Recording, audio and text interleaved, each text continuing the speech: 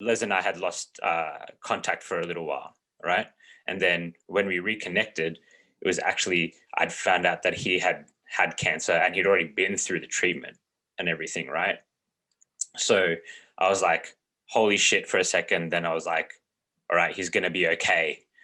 And sort of thought about, but what it did for me personally, right? And I think about like it's selfish of me, but what it did for me was it made me question my own mortality because we were really young, right? And I was living this corporate life as well of just persistently stressed, doing things that, in hindsight, I was doing because I was just a people pleaser, right?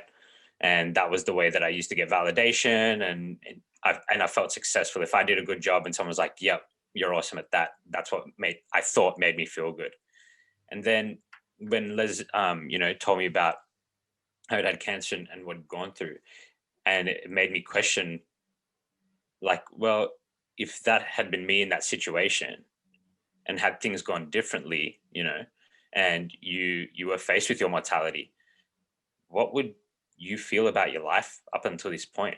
And is this how you would want to have lived? And for this to be it, right? And it woke me up.